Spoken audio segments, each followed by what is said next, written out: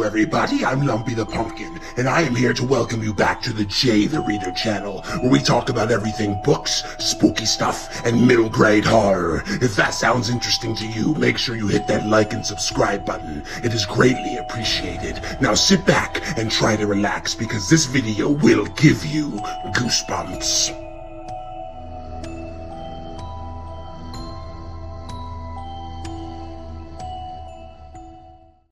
What's up everybody, welcome back to the channel. I am Jay the Reader. We have a really cool book to get into today. Let's do this thing. I just want to say really quickly, I know last week I only uploaded once. There's a reason for that. I was getting a better camera.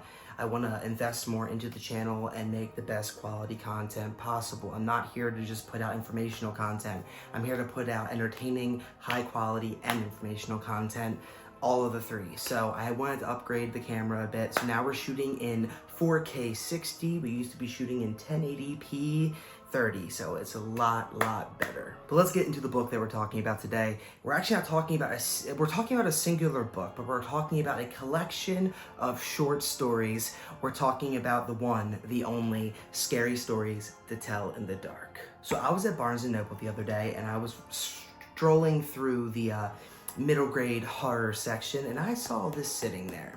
And I know Scary Stories to Tell in the Dark, not because I ever read these stories, but because I saw the movie Scary Stories to Tell in the Dark when it came out a couple years ago. And I really enjoyed the movie, and I was like, you know what? I gotta pick it up. It's $10.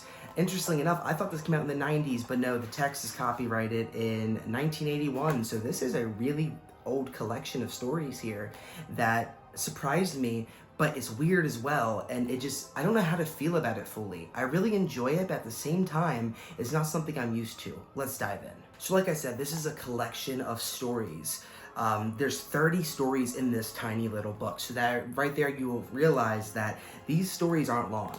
That's one thing that surprised me. I expect these stories to be a little longer. Some of these stories are literally just a page. And they're effective, but they are just a page. There's 5 chapters. The chapters have different types of short stories in them. So it's interesting, it's a weird setup, it's not something I'm used to. When people think of middle grade horror, usually what comes to mind for me at least, and I'm sure most other people, is Goosebumps, which I have one sitting right here, The Haunted Mask. This is the next video that's coming out this week. And Scary Stories to Tell in the Dark. Scary Stories to Tell in the Dark is so iconic.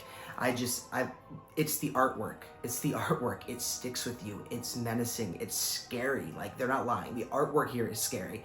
Do I think the text is scary?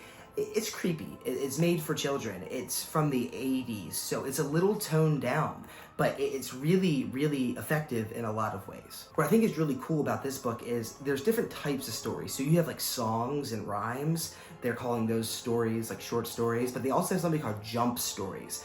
And when you're reading a jump story, let's go to one here. The Big Toe, I believe, was, The Big Toe, which I really enjoyed this story. But as you're going through it and reading it, it has prompts for for things that you should be doing when you're reading this story aloud. It really encourages you to read this to a group of friends, and like here it tells you to raise your voice and scare your friends, and then it has an alternate ending as well. It's a really weird dynamic and a really weird setup, but it works. I can just imagine people and children in the 80s getting this book out with their flashlight under their covers at a sleepover and reading this to friends, and absolutely terrifying, scaring the pants off them. Like, I can just see it. Like, it's effective. It's crazy. There's a few stories in here that I really liked. I haven't read them all, but I've read a good handful, and The Big Toe was one I really liked. It's about a little boy who finds a toe in his garden, and his mom puts it into a stew, and things happen, and the monster comes to get his toe back, and he gets the little boy in the end.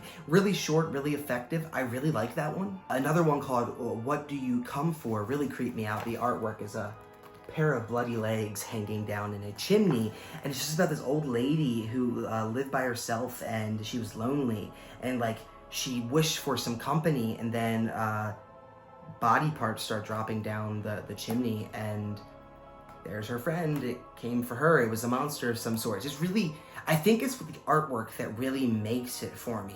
Like, it wouldn't be as creepy if it wasn't for the artwork, because it leaves a lot up to the imagination. There's not much descriptors in these little stories and little quips, and leaves so much up here. So in this case, you kind of need the pictures to guide your imagination a little bit. And the pictures, the artwork in here is very, very, very vivid, and it will put that image in your head that you're supposed to be seeing in correlation with the story. Then another photo here, like not photo, a picture, illustration, and that is terrifying. If I were to see that as a child, it would scare me to death. So that's just an example of how much the photos play a role into the story being scary, and the pictures, like they're there.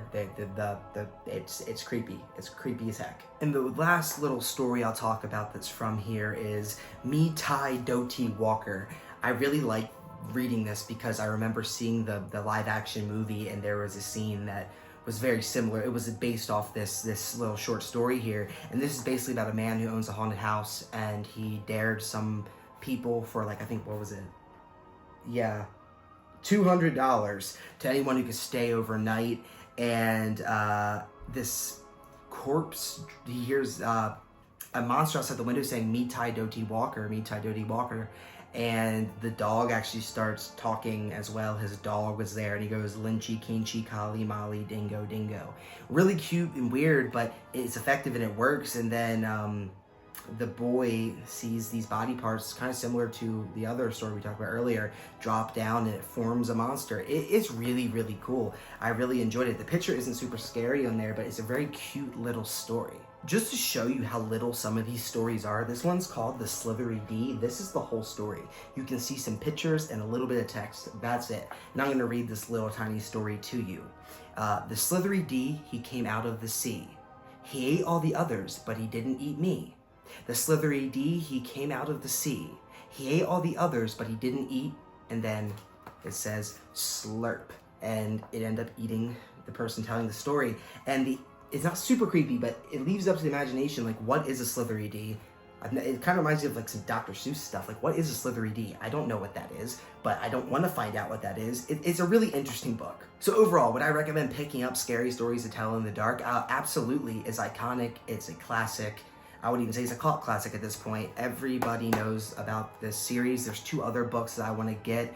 The second one's called More Scary Stories to Tell in the Dark, and then the third one's called Scary Stories 3, More Tales to Chill Your Bones. And I definitely want to pick those 2 up. They're only $10. Like, having the whole thing in my collection will just warm my heart, because I've been interested in these for a while. So yeah, I definitely recommend picking it up. It's not super scary. I think it's even more tame than Goosebumps in some ways. Like, some of the Goosebumps books are really scary. This is definitely much more mild, and I think it has to do with the time that came out, the year it came out. It was the 80s. Things were usually more tame back then, and you just see the difference between horror movies from back then and then horror movies now.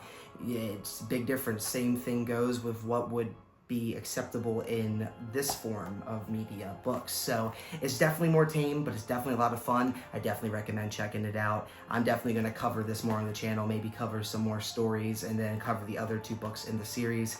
Good stuff.